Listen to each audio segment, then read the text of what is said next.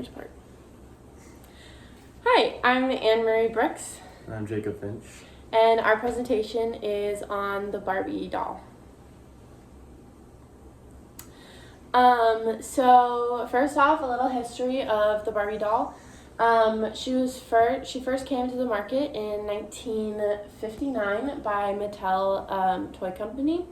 She was founded by Elliot and Ruth Handler. And she is a teenage fashion doll for young girls to play with. She was inspired by Barbara, Ruth and Elliot's daughter. While she was playing with paper dolls one day, Ruth saw that there was a gap in the market that could be filled by a more 3D doll for young girls to play with. The Barbie doll was the first doll to be almost completely marketed or advertised through television. And in 1961, Mattel introduced their first male doll as an accessory to Barbie, and his name was Ken. And in 1968, they released their first doll of a different race, and they continued to make many more of these dolls.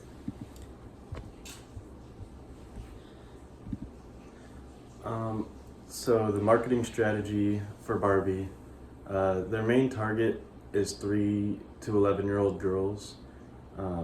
That's mostly the age where they can kind of imagine their dolls being real and, just using their imagination to play with these dolls.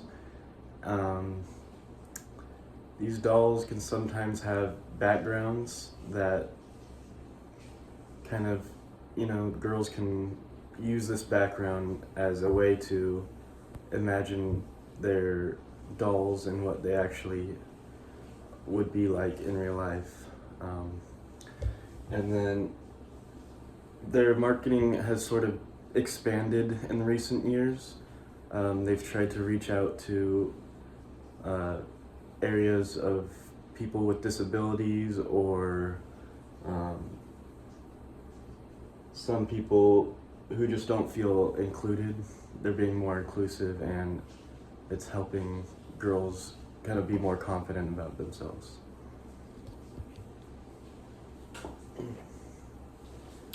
So next up is their product strategy. So Mattel is always finding new ways to improve the Barbie dolls to improve it and to go along more with their worldview, the changing worldview.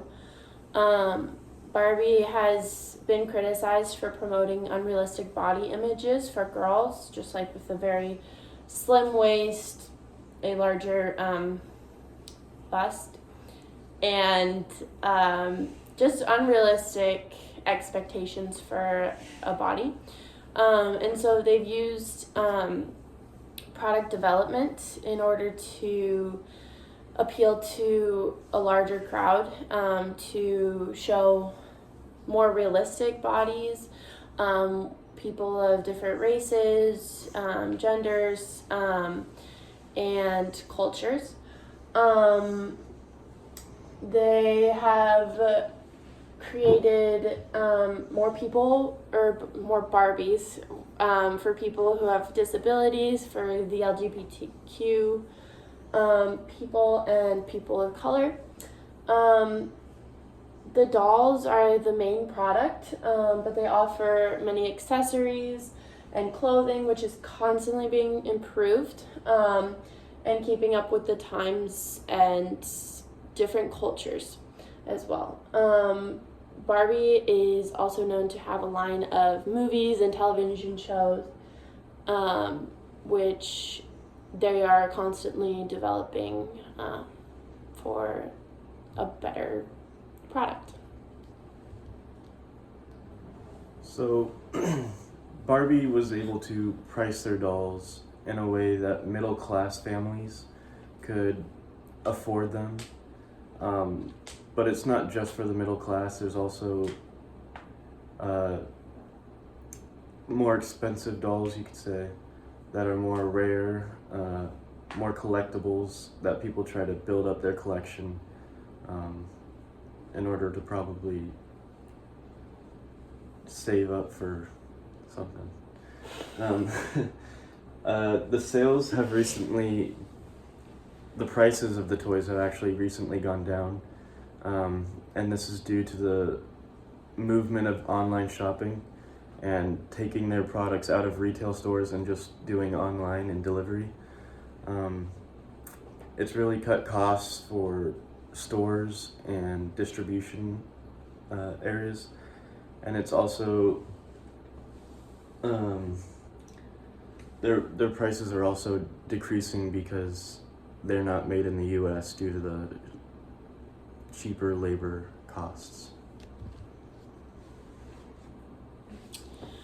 For their distribution strategy, Barbie dolls have been distributed to 150 countries and mostly to retail outlets. So for sales in Saudi Arabia, they stopped in 1995 because of the violation of Islamic dress code. And so Mattel changed made it more inclusive so that they would provide hijabs for these Barbies to wear in order for these Barbies to be able to be sold in Saudi Arabia. So just they're very willing to change and adapt in order to provide for a larger customer base. Yeah. And then in order to make distribution easier and more accessible, they moved most of their markets to online shopping.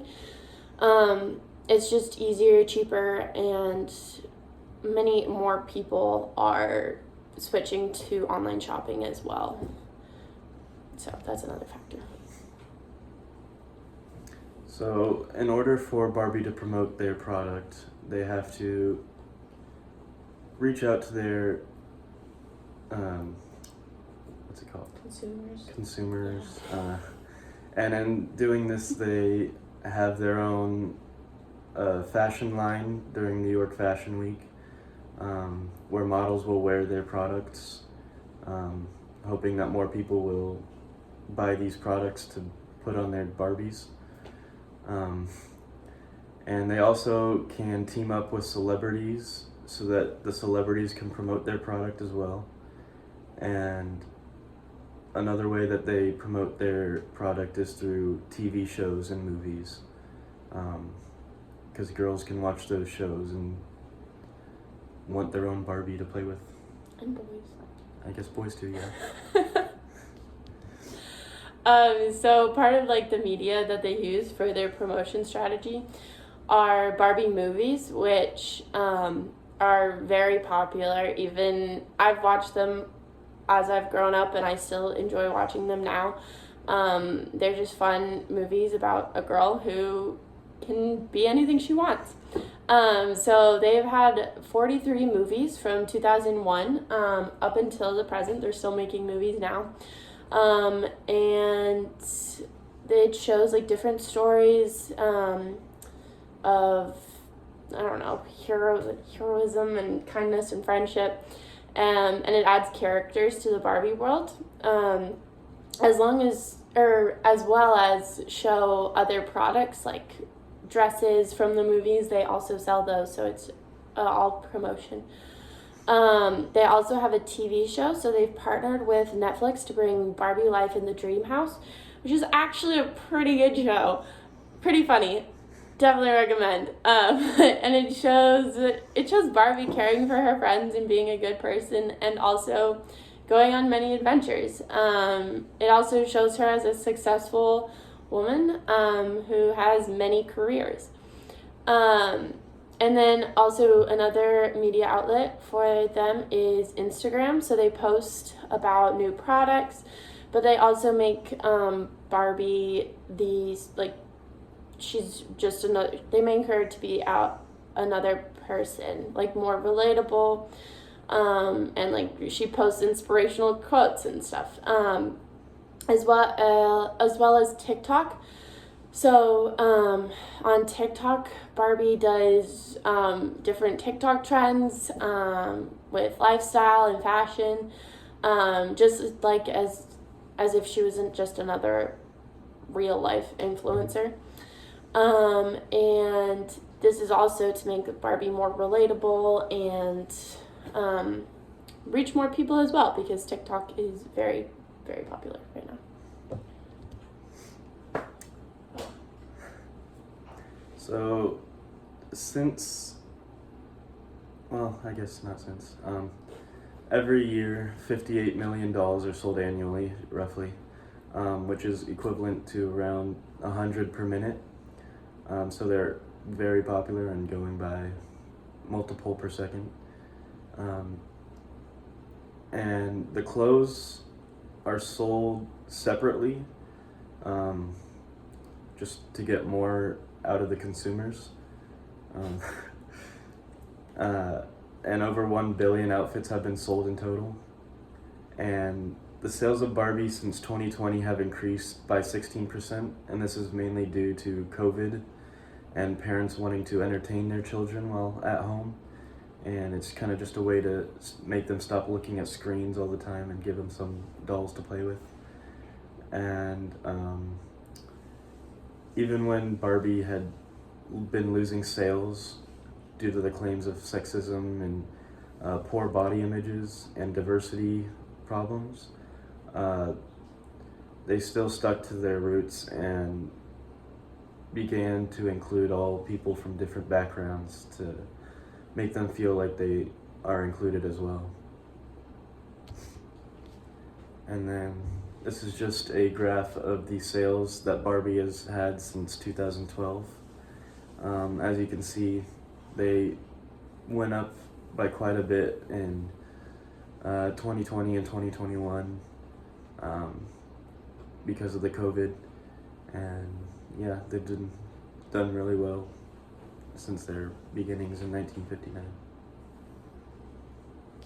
All right, and that is it for our presentation. Thank you. Thank you.